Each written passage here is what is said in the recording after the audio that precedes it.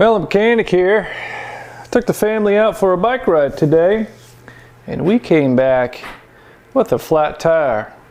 And my experience is the back tire is usually the one that gets flat more than the front. So of course we came back with a rear flat. We just went, hey, surprise, we have a flat tire. So first thing we have to do is suspend the bike. I don't have a bike lift in here or a stand, and I don't want to flip it over because it's the electric bike and I got a lot of stuff on the handlebars that I don't want to mess up. So what I'm going to do is MacGyver a ratchet strap from my garage door and hang it from the seat. I'm going to do that right now. Alright, so I have my bike suspended with my ratchet strap from my garage door opener, and I have probably 4 inches of clearance there. I just need enough to get that tire out. So we'll go up here and we'll just run that down and we'll spin this. Boom. So now that's in the smallest gear. And now we will take the wheel out. All right, now to get the wheel out, this is a quick release. So we have a lever here on the what's called the non-drive side.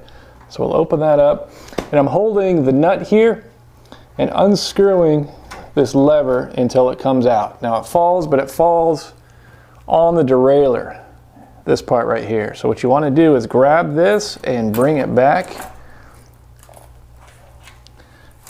and get the wheel out, just like so. Now we have the wheel. Let's take it to the workbench and find the hole. All right, got our wheel on the workbench. Now we need to grab some tools. I need 2 tire levers right here. I'm using the Park Tool TL 4.2s. Do not use a flat-headed screwdriver because that will puncture your new tube that you're putting in. Second thing we got to do is take the cover off, the cap, open up the valve. This is a Presta valve, which is the small skinny one. So open that up, we'll take this nut off the valve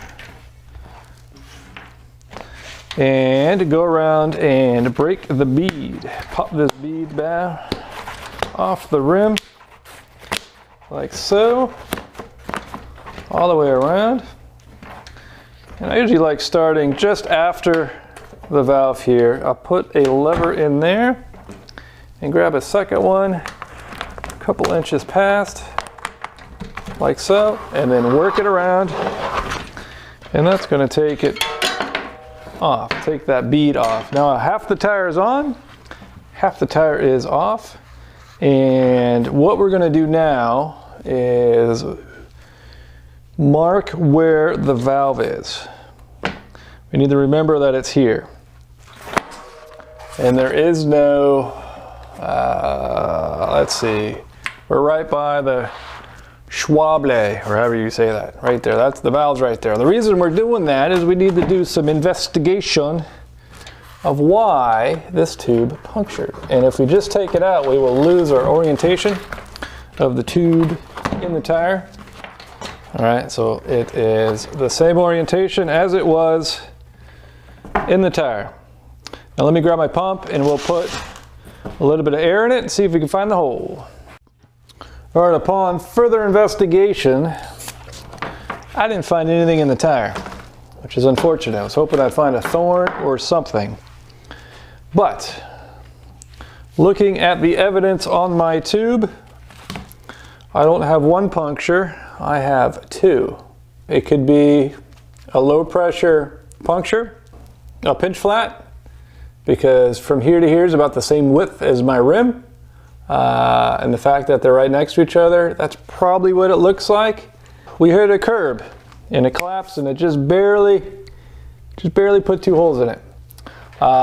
So let me get the extra tube and we'll put that in. What we're looking for is to make sure that this tire just doesn't have anything left in it. A screw or a thorn or a piece of metal or something, because we don't want to put another tube in there and just puncture that one. So let me get my other tube. So we'll go ahead and mount the tire. Now, if you really wanted to be a pro, is the writing on the tire. You want to line that up with the valve, just to make yourself look like a professional, like you know what you're doing. All right, so I have one side on the rim, one side is open. I'll grab my tube here and put a little bit of air inside it to give me a little something I can handle better than a floppy tube here. I stick it through the rim, and what I'm doing is I'm tucking the tube, make sure it's on the rim and not kind of flopping over. What we don't want to do is pinch this thing. And the best thing to do is use your hands if you can. Some of these tend to be a little tight. Where are we at? Roll it over just like that. Now, let's hook up our pump.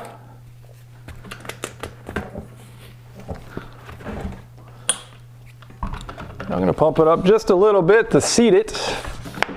You can hear it popping. All right, I got 20 psi in there. And that is just enough for me to inspect the bead here. I'm looking around to make sure it's seated all the way around, looking for low spots. And what I'm really looking for is the tube. If it's coming out, you want to stop and reset it. So it looks good. Oops, see, it's still setting. Let's bring this thing up to pressure. All right, it's all inflated to, I got it to 70 pounds. Figured anything more was just a little much. Tighten up that nut right there, just finger tight. Close up this little thumb screw that's going to hold the valve closed. Valve cap on top. All right, now back at the bike, I have my wheel. I still have my bike suspended. Now the reason we put the gear in the highest gear is we're going to aim for the smallest sprocket here. So I'm going to take this and put it between the chains, just like so. And I'm going to walk this derailleur and put that right on that smallest cog, right there. And then I'm going to aim for the brakes, put the brake in the right spot. Now I'm pulling up on it. I don't know if you can see. Pull up on it and close the quick release. So you want to make sure the tire is fully seated in the dropouts. Just like so. And there we go. Make sure the brakes work. Brakes work. There we go. And we are done. So we just fixed the flat tire, and hopefully you guys now know how to do it. And hopefully I was helpful, and thank you for watching this video.